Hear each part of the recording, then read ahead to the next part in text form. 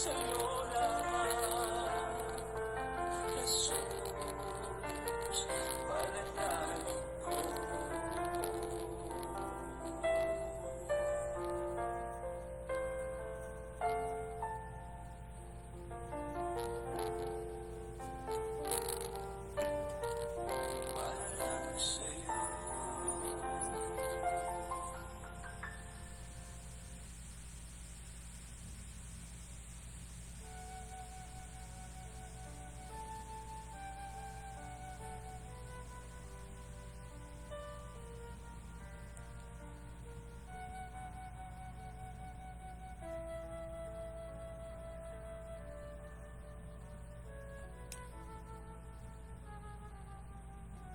Sa ngalan ng Ama at ng Anak at ng Espiritu Santo. Amen. Hallelujah, hallelujah, hallelujah. Karapat dapat kang purihin ng mga Diyos na makapangyarihan sa lahat. Ang araw na ito ay isang himala at ang araw na ito ay puno ng iyong kahabagan. Maraming salamat, O Diyos, sapagkat ikaw ay patuloy na nagbibigay ng pinakamahalagang biyaya at iyan ay mula sa iyong mga salita. Panginoon, di mo kaming karapat-dapat sapagkat kami makasalanan.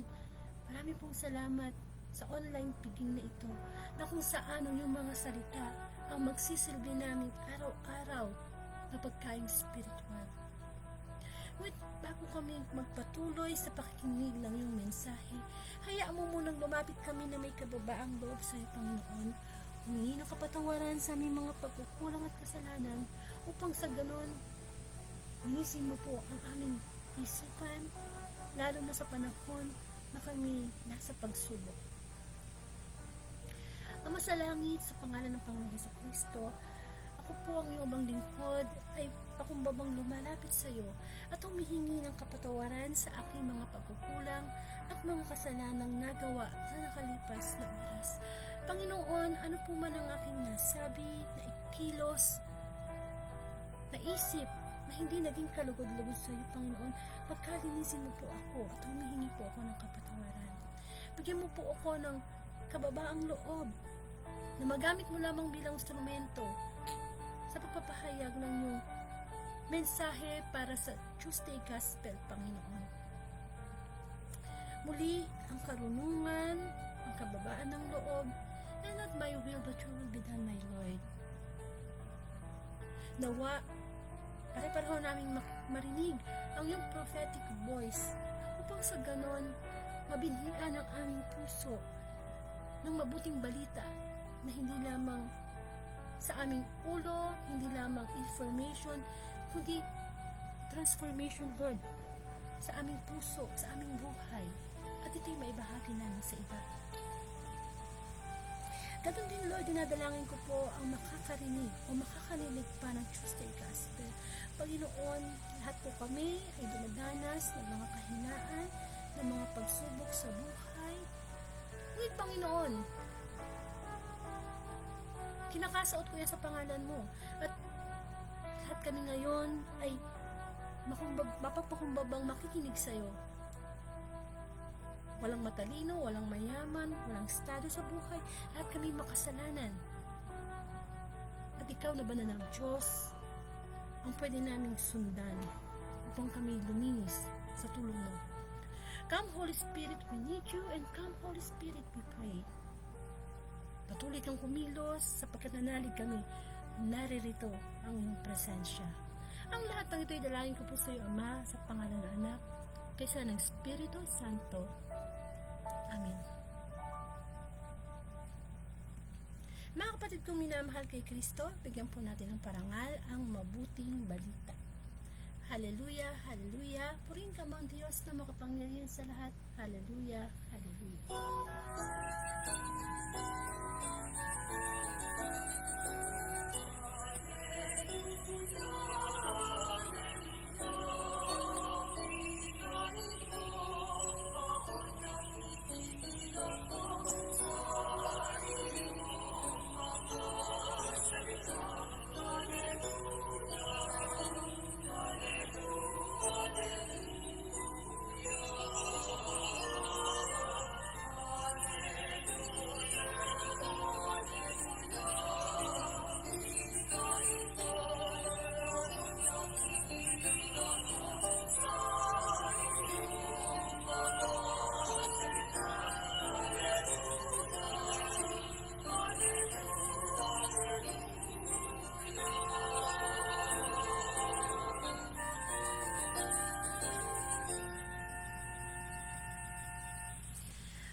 kapatid kong minamahal kay Kristo, ang mabuting balita ayon kay San Juan. Papuri sa iyo, Panginoon.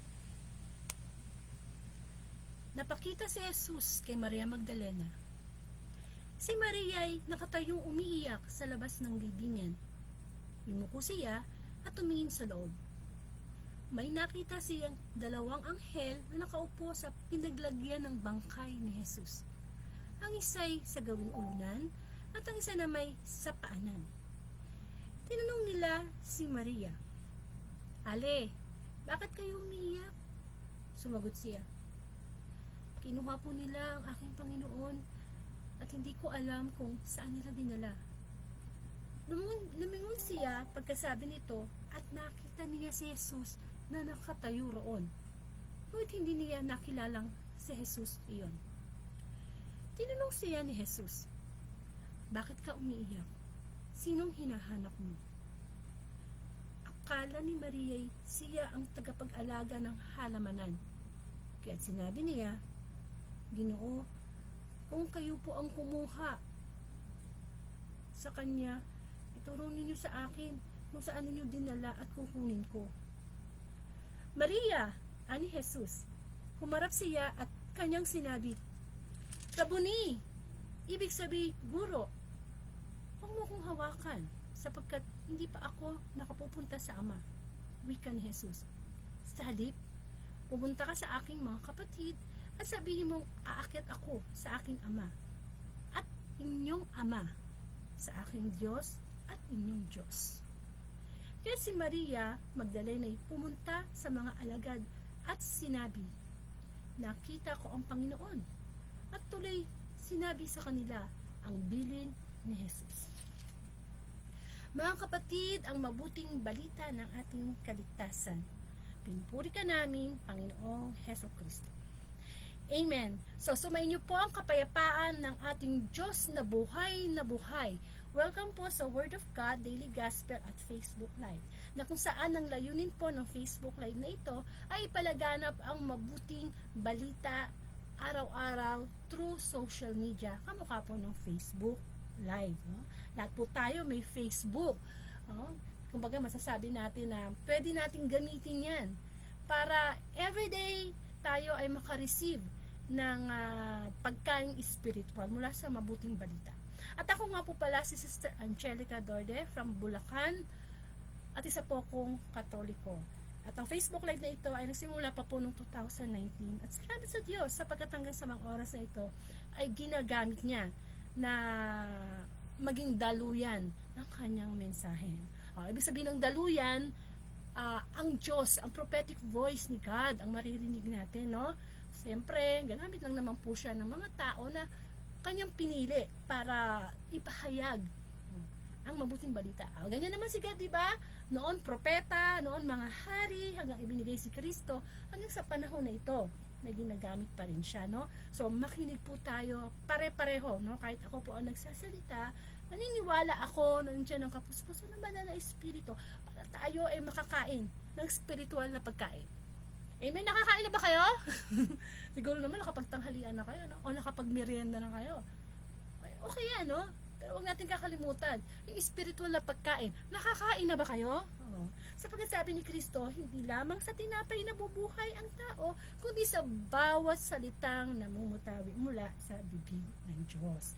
Amen. So, ang pagbasa po natin ay mula kay San Juan, chapter 20, verses 11 to 18, napakita si Jesus kay Maria Magdalena. So kung magtataka kayo, April 2, 2024, Tuesday Gospel po ang ating pagninilayan.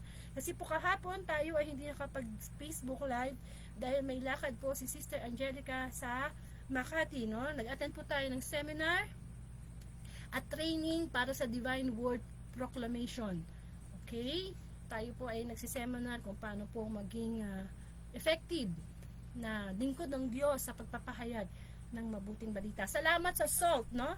SALT Foundation Incorporated, no? Ibig sabihin ng SALT is serving our Almighty and loving Trinity. Ayan po yan, no? Isa po yung bagong gawain sa Panginoon at maraming salamat sapagkat sila nagbibigay ng libreng seminar tungkol sa mga gustong mapagamit sa Diyos bilang mangangaral ng mabuting balita. At isa po tayo sa uma-attend dyan, no?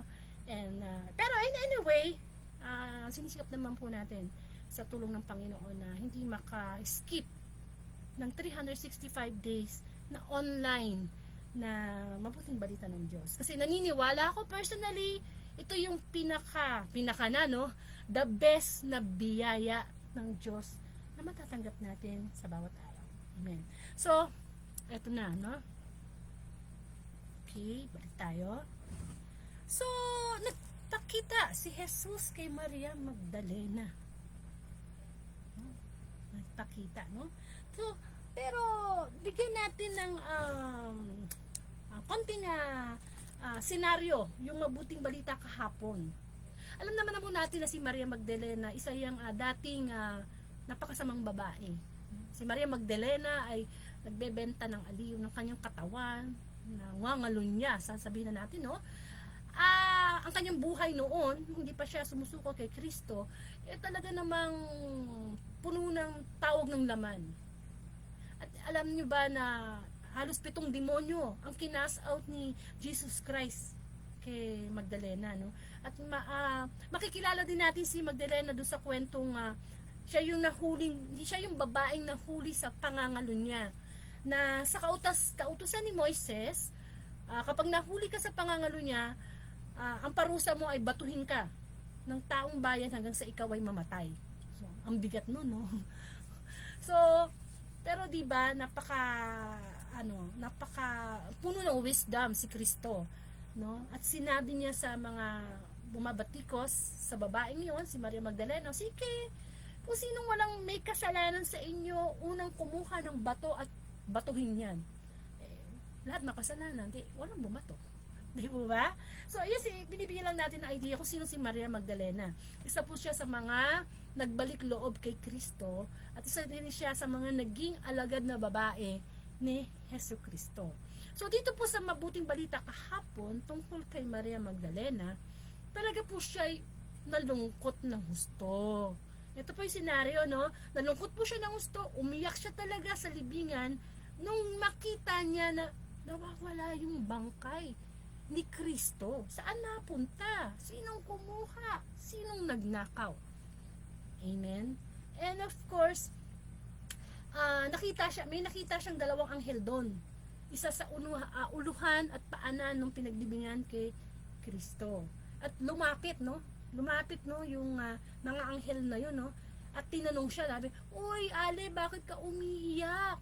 Tapos yun na, nagsumbong na siya na parang bata, no? Kasi naman kinuha ang Panginoon, di ko alam kung saan dinala Hindi ba? Pagkatapos, lumingon-lingon siya.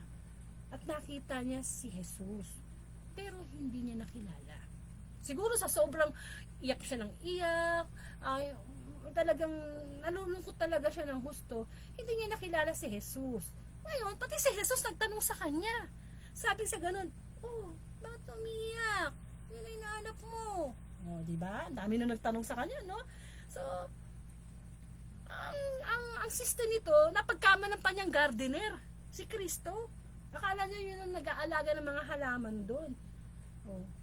Kaya nagsumbong na naman siya. Nagsumbong na naman siya kay Kristo. Anong sabi niya? "Uy, Ginoo, baka naman ikaw ang kumuha." Di ba, namintang pa "Baka ikaw naman ang kumuha, balik mo naman sa akin, ako saan mo ba dinala kahit ako ang kumuha?" Diba? So parang siya doon mo makikita na kapag ang isang tao ay malungkot, minsan ano-ano na lang nasasabi, diba? Ngayon, anong sabi ni Kristo? "Oy, Maria!" Ayun, doon natauhan si Maria Magdalena. Nung tinawag na yung kanyang pangalan, "Oy, Maria!" Sabi ni Jesus. Di mo ba ako nakikilala? No? So, sabi niya, nung marinig ni Maria yung kanyang pangalan, anong nasabi niya? Rabuni. Na ibig sabihin ng Rabuni ay guro. Amen. So, ganun ang istorya o ilalarawan natin senaryo ng mabuting balita kahapon. At nagbilin nga si Jesus na wag mo na siyang hawakan kasi pupunta siya sa langit. At sa halip pumunta siya sa mga alagad at ipamalita niya na yun nga, nagpakita sa kanya. Amen. na nakita niya ang Panginoong Jesus, yung naganap, yung resurrection. Yan. So, yun po yung scenario. Ngayon, alam niyo po sa pagbibigay natin ng reflection sa bawat gospel, everyday gospel, meron po yung ibinibigay sa ating banal na mensahe. Hindi lang siya basta moral lesson. Banal na mensahe. Kasi, ito pong Facebook Live natin ito, ayun nga yung tinatawag natin yung spiritual food. Amen? So, ano yung pwede natin banal na mensahe na pwedeng makuha natin dito sa pagpapakita ni Jesus kay Maria Magdalena? Ito po yung sinasabi natin na resurrection appearance. Yung pagpapakita ni Kristo, no? Kay Maria Magdalena, sa mga ibang alagad, na hindi naman siya agad nakikilala. Ba't kaya ganun, no? Nakasama nila sa mahabang panahon si Kristo, bakit nung nagpakita, hindi agad nakilala? So, paano natin mai-apply yun, no? Sa ating buhay ngayon? Kasi, tayo po sa bawat gospel, meron po yung panama, sa atin, lalo na kung nasa panahon po tayo ng pagsubok, nasa panahon po tayo ng kasalanan. Amen. Alam niyo po ba yung salitang nakalimutan? Kasi ganun ang parang nangyari kay Magdalena, parang for sandali, or parang nakalimutan niya sandali na si Kristo yung nagpakita sa kanya. Tayo po sa buhay natin, no, minsan meron po tayong mga nakakalimutan. Ayan, no, nakakalimutan, no. Mabilis na nakalimutan si Jesus. Parang ganun ang nangyari kay Maria Magdalena, no, nung siya malungkot. Tayo din po sa buhay natin, minsan na-apply sa atin yung salitang nakalimutan. Minsan nga pag tumatanda tayo, minsan, di ba, minsan nilagay mo lang isang bagay na yan, wala pang 3 segundo, saan ko ba nalagay yun? Saan ko ba nalagay yung salamin ko? Saan ko ba nalagay yung lapis, yung cellphone ko? Di ba nagkakaedad tayo, parang humihina yung memory natin, no? Ay, natural yun, no? Proseso yun ng buhay natin. Pero ang pinag-usapan din natin dito, yung buhay natin mismo. Ano ba yung mga bagay na nakakalimutan natin ng mabilis kapag tayo ay napupunta sa mga pagsubok? Diba? Kamukha nung nalulungkot, namatayan, nawala ng trabaho, nagagalit, mga negatibong damdamin, mabilis natin nakakalimutan ang pananampalataya natin sa Diyos. Yung bang parang kakilala, parang naaalala lang natin ng Diyos kapag may masayang bahagi sa buhay natin, kapag may mga biyaya. Ay, thank you Lord, di ba naalala natin si Lord? Pero paano pag dumating sa atin yung mga pagkakataon, lalo na yung mga hindi natin inaaksahan, yung mga aksidente, yung mga pagsunog na sunog yung bahay mo, na aksidente yung anak mo, yun di ba, yung mga biglaan, yung kaya nga aksidente, no? Yung mga, paano yun? Mabilis ba natin makakalimutan si Kristo? Di ba? May mga pagkakataon sa buhay natin na ang sigla-sigla ng pananampalataya mo sa Diyos, naglilingkod ka sa Panginoon. Pero nung dumating yung pagsubok na hindi mo inaasahan, bigla mong nakalimutan ang Diyos. Yung mga pagkakataon sa buhay natin na iniligtas tayo ng Panginoon sa problema na yan, napagtagumpayan mo yung problema mo na yan. Pero nung dumating, o kaya naman yung mga blessing na dumating sa buhay natin, pero nung dumating yung mga unexpected na pagsubok, mabilis nating nakakalimutan yung mga magagandang biyaya sa atin ng Panginoon. Ibang tipong, halimbawa sa mag-asawa, no? 10 magagandang bagay yung ginawa sa'yo ng asawa mo. Nung magkamali siya ng isa, nakalimutan mo na yung 10 magagandang ginawa niya sa'yo, tulong niya sa'yo, pagmamahal niya sa'yo. Nakafocus ka doon sa isa na naging dahilan para mawalan ka ng tiwala sa kanya, para mawalan ka ng pagmamahal sa kanya. Mabilis tayong nakakalimot. Amen. Pag dumadating na yung sadness, pag dumadating na yung frustration, yung depression, mabilis nating nakakalimutan na may Diyos tayo dapat na naaalala. Kamukha sa mabuting balita, puno ng sadness, kalungkutan si Maria Magdalena. na halos nung magpakita sa kanya si Kristo, hindi niya agad na-recognize. Tayo din sa buhay natin. Nakafocus tayo sa problema, nakafocus tayo doon sa kalungkutan, nakafocus tayo doon sa mga bagay na nasasarahan, nawawala, parang ninanakaw yung ating pananampalataya sa Diyos. Di ba sabi ni Maria Magdalena, napagbintangan pa niya si Kristo na hardinero, "Uy, balik mo naman sa akin si Kristo. Ninakaw mo ba? Ako na kukuha." Ganon tayo minsan sa pagharap natin sa pagsubok sa buhay. Ninanakawan tayo ng dyablo, harap-harapan. Amen.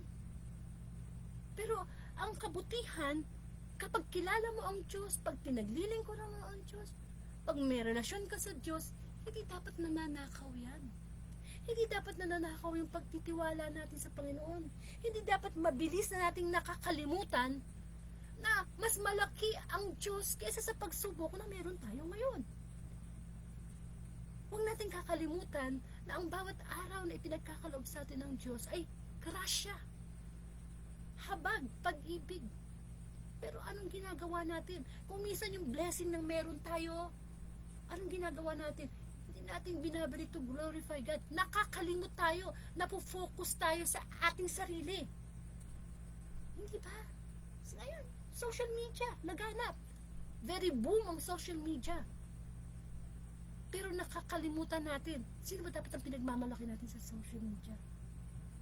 Alam natin na magbukas ka lang ng YouTube, magbukas ka lang ng TikTok. Hindi ba? Nakakalimutan natin ang Diyos.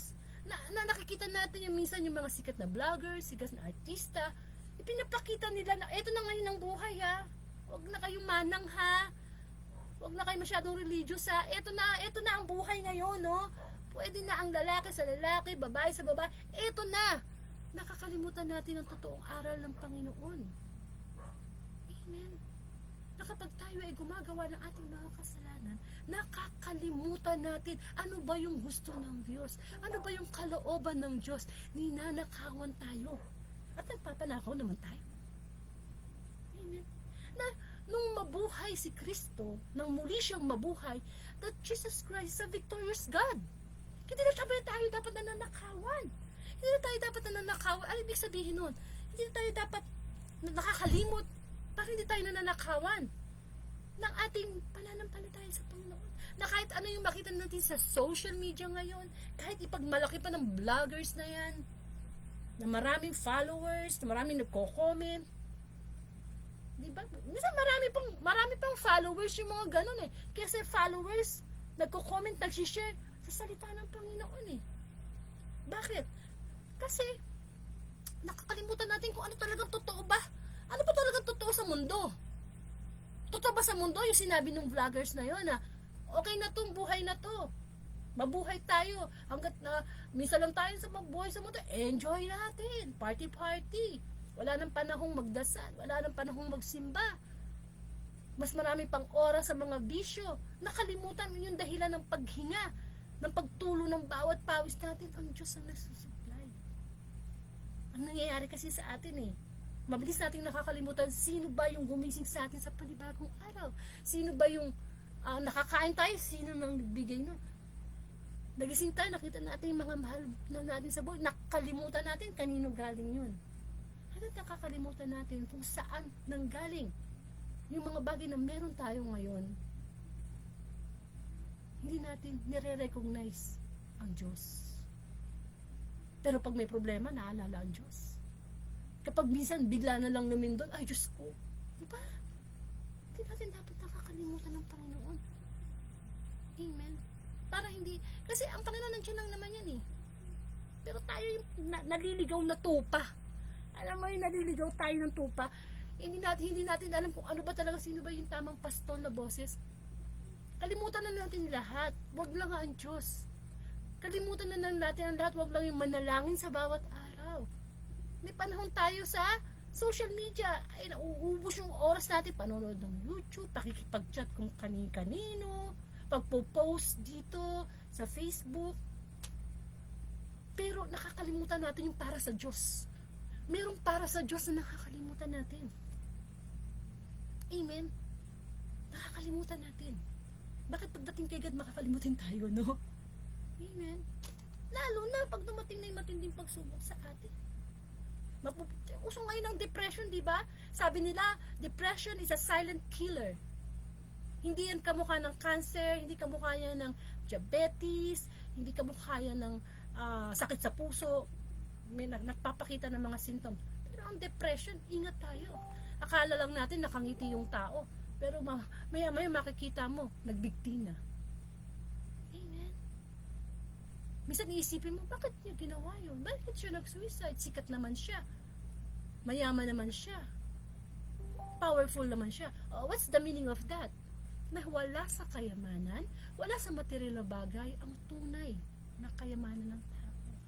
Kaya huwag natin kakalimutan ang Diyos. Kasi araw-araw nag-o-offer ang Diyos ng mga biyaya na hindi kayang i-offer ng mundo, na hindi kayang bilhin ng pera. Sapagkat sa panahon na ito, gusto ni Satanas, kalimutan natin ang pagbabasa ng Bible, ang pagsisimba, gusto ng Diablo, kalimutan natin yung tungkol sa Diyos. Kaya nga tayo nililibang eh. Diba? Minsan natatapos yung araw natin na asan ang Diyos? Minsan pagod na lang tayo, na-stress na sa trabaho, natulog na, hindi man lang nanalangin.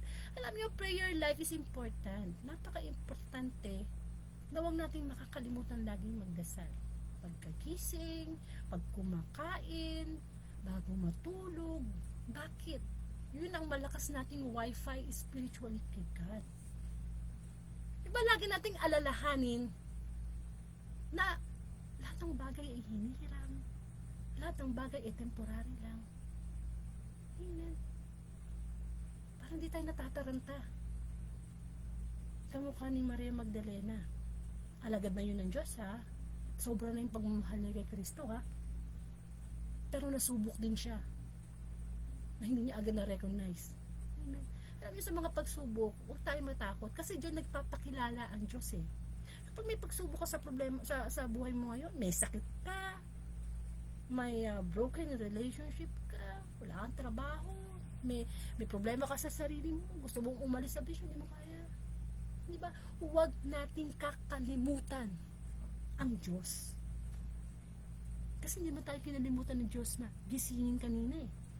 Ang dami natin kasabayan na tulog kanina, di na nagising. Pero naalala ng Diyos, uy, gigisingin ko pa si Brother Derek, gigisingin ko pa si Sister Alma. Hindi ba di tayo nakalimutan ng Diyos? Pero ngayon ang daming lumilimot sa Panginoon. Bakit? Yun ang gusto ng Diablo.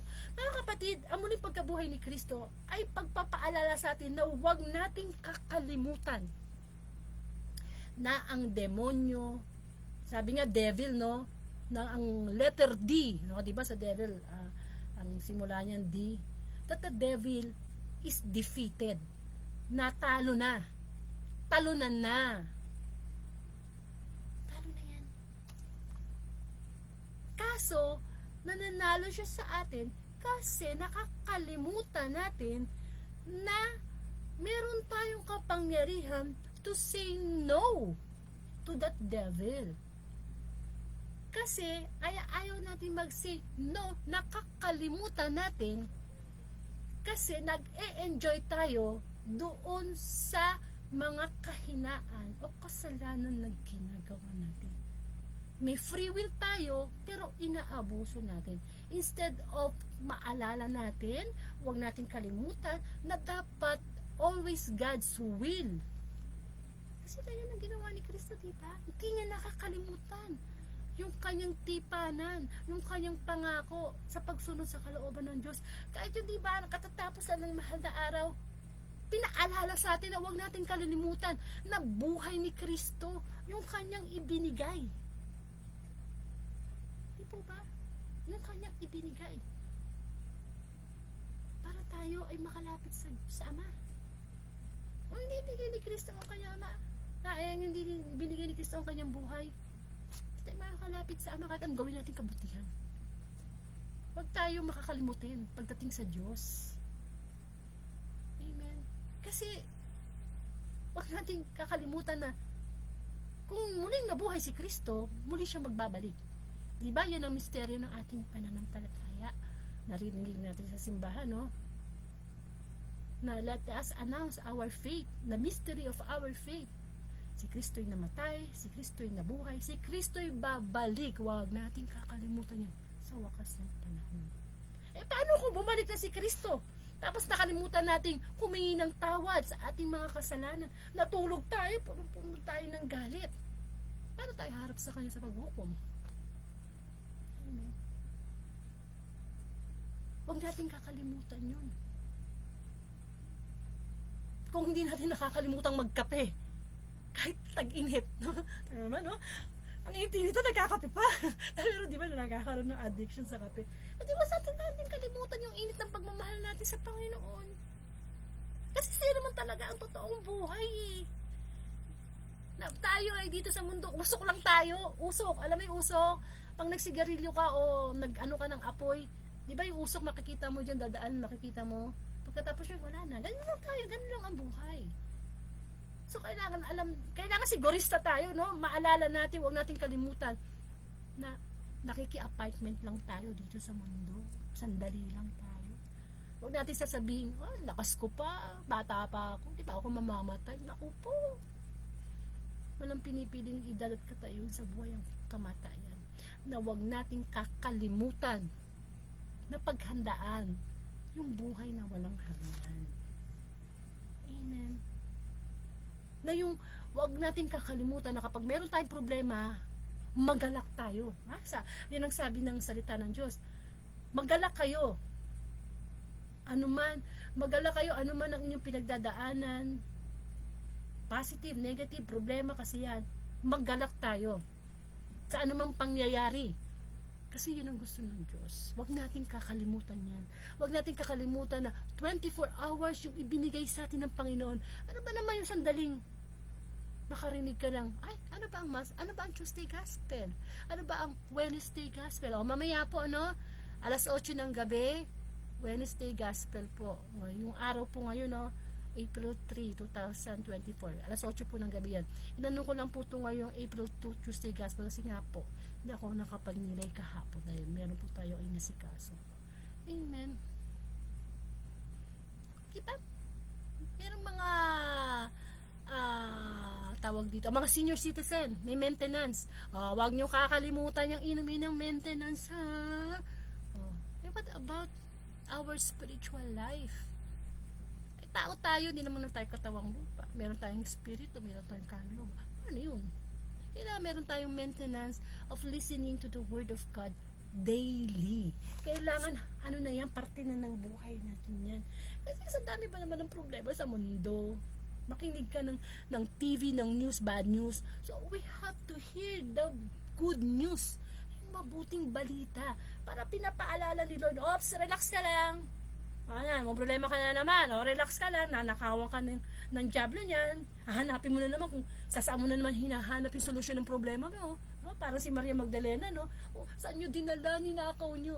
Ganyan tayo, di ba? Pag nasa problema tayo, di natin alam kung saan tayo pupunta. Ninanakawan tayo, di ba? Ng kaligayahan, ng kapayapaan sa ating isip. Kaya wag natin kakalimutan lagi ang Diyos. Kasi hindi naman tayo kinakalimutan ng Diyos everyday. Di po ba?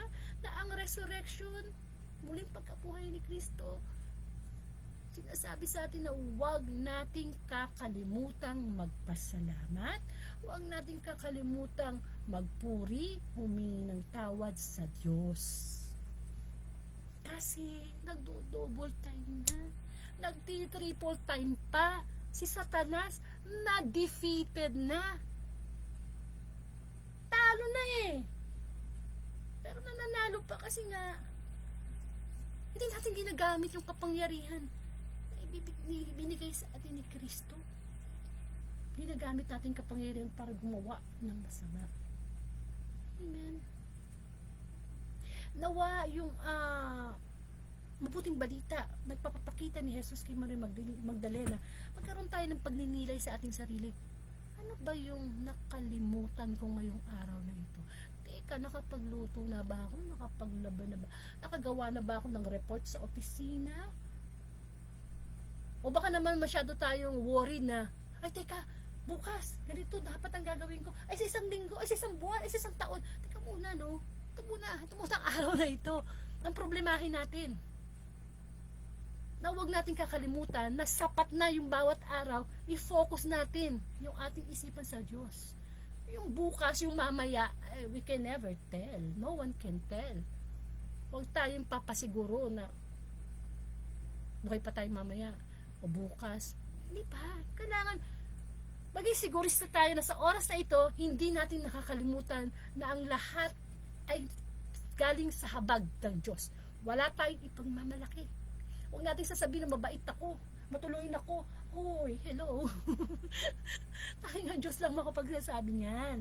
Ano man ang kabutihang ginagawa natin sa ating kapwa to glorify God and not to glorify ourselves. Diba? Kaya dapat huwag natin kakalimutan ang Diyos. No? Isa yan sa mga mensahe ng pagpapakita ni Jesus kay Maria Magdalena. Huwag natin kakalimutan. Para alam natin na may problema o wala, andyan ang Panginoon. Ba't ako mag-worry? Of course, bilang isang tao, hindi naman nawawala ang problema.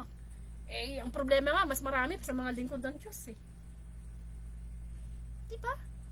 Diba, Brother Derek? Yung mga gumagawa ng mga kasamaan at walang relasyon sa Panginoon, ay barkada na ni Satanas yan. Medyo hindi na siya masyadong nagpapapansin dyan.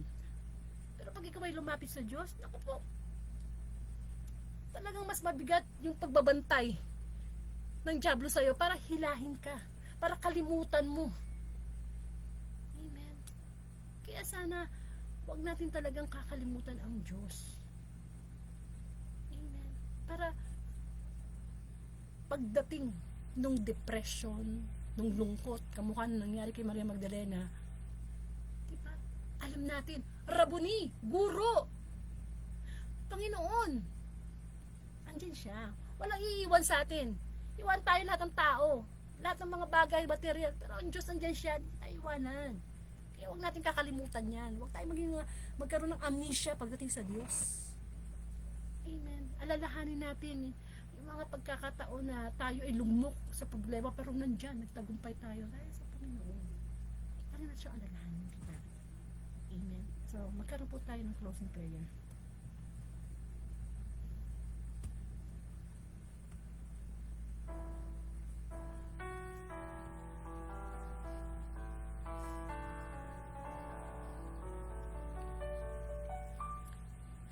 Hallelujah, hallelujah. Purihin ka mga Diyos na makapangyarihan sa lahat. Maraming pong salamat, Panginoon, muli sa pagpapaalala mo sa amin na huwag kaming lumimot sa iyong mga kabutihan. Huwag kaming lumimot sa buhay na iyong pinagkaloob. Na huwag naming makalimutan na ang bawat araw ay biyaya at habog mo, Panginoon. Panginoon, patawarin mo kami sa mga panahong kinakalimutan ka namin. Sa mga panahong di ka namin inaalala. Nakakatugon lang kami sa mga pansarili namin. Kaligayahan, katwiran, kagustuhan. Nawa, Panginoon, dahil ka namin maalala at huwag kalimutan lalo na sa panahon ng karamdaman.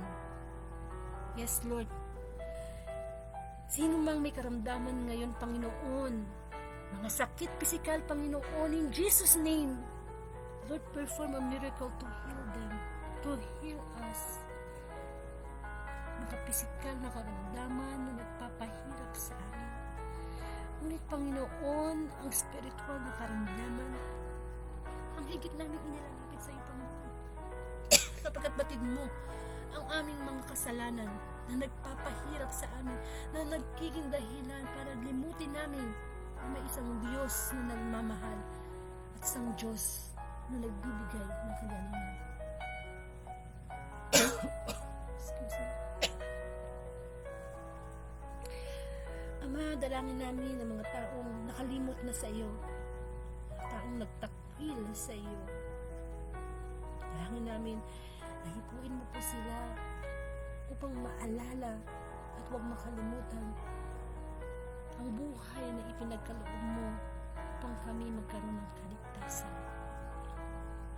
Idinadalangin namin ang buong mundo, Panginoon, ang mga nakakalimot na tumawag sa iyo, ang mga nakakalimot na magpasalamat, Panginoon, ang mga taong nakakalimot na ikaw ang Diyos na nagbibigay sa amin ng buhay. Panginoon, tulungan mo kaming huwag makalimot, bagkus lagi naming maalala na may isang Diyos na dapat sambahin, pasalamatan at mahalin ng buong buo. Ama namin, sumasalangit ka, sambahin ang ngalan mo, mapasa amin ang kaharian mo, sundin ang loob mo sa lupa para sa langit. Bigay mo po kami namin kakanin sa araw-araw at patawad mo po kami sa aming mga sala para ng pagpapatawad namin sa nagkakasala sa amin. Huwag mo po kami pahintulot sa tukso at ihadihan mo kami sa lahat ng masama.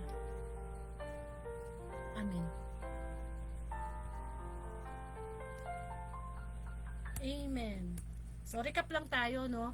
So, ang mabuting balita ay nagpapaalala po sa atin na huwag tayong lilimot. Huwag natin mabilis nakalimutan si Hesus Kristo, lalo na sa panahon na tayo ay nasa pagsubok. Alalahanin natin na hindi tayo kinakalimutan ng Diyos kahit kailan. So, simulan na natin siya laging alalahanin, ha? Huwag na tayo magkaroon ng amnesia pagdating sa Panginoon. Okay? So, ang Word of God mo, no, announcement po, ang Word of God Daily Gospel ay mula Monday to Saturday, alas 8 po ng gabi, at pag Sunday po ay alas 3 ng hapon. Nagkakaroon din po tayo ng mga guest preacher na naiimbitahan. Pag sila ay available, nagbibigay naman po sila ng oras. Ayun po. So, minsan iba din ang oras, depende din po sa kanilang availability. Pero ang sigurado po is mga Catholic preachers po to, no? Mga matagal nang nagdiningkod sa pagpapahanap ng mabuting balita sa iba't ibang community, sa iba't ibang lugar sa Pilipinas, minsan outside sa Pilipinas, minsan sa ibang bansa. Naiimbitahan po natin sila. And of course, kung hindi nyo po naumpisahan ang Tuesday Gospel, pwede nyo po yung i-replay sa Facebook account ko po. Type nyo lang po yung Angelica Dorde. O kaya punta po kayo sa aking YouTube channel, Angelica Dorde. Pa-subscribe na lang po. Kung gusto nyo mapakinggan yung mga gospel ng 2019 pa up to the present, no? Nakasave po yan sa YouTube. Kasi ngayon si Facebook Live ay nagbubura na yan ng mga Facebook Live eh. Kaya kailangan i-transfer po natin sa YouTube channel. And of course, pakishare naman po itong Tuesday Gospel sa inyong timeline, sa inyong GC, para maging kawangis natin si Kristo sa mission na pagpapalaganap ng mabuting balita, which is madali na ngayon. Hindi ka nasasakay ng bangka, hindi ka naakit ng mataas sa mundo. I-click mo lang, masishare mo na ang gospel. At yan ay Great Commission. Utos yan ng Diyos na ipalaganap ang mabuting balita. Huwag nating kakalimutan yan. Amen. So, yun nga po, mamayang gabi po, inimbitahan ko uli kayo ang magninilay po ng Wednesday Gospel, April 3, 2024. Ay yung kabang lingkod pa rin uli. At ito po ang ating pong gospel mamayang gabi. Wednesday Gospel ay mula kay San Lucas chapter 24 verses 13 to 35. Ito po ang paglalakad tungo sa Maus. So, another kwento o gospel ng resurrection appearance ni Kristo. Maganda yan eh, yung mga pagpapakita ni Kristo, no? So, namayang gabi po yan. Inayahan ko po alas 8 ng gabi. And maganda po ang mensahe ng Panginoon. Basta, ano lang yan, no? Sabi nga, kung gusto, may paraan. Kung ang daming dahilan, no? Kung kahit anong ginagawa mo, no? Nakahiga ka dyan, kakapi ka dyan, pwede ka na makarinig ng mabuting balita. Amen? So, maraming po salamat, and to God be the glory.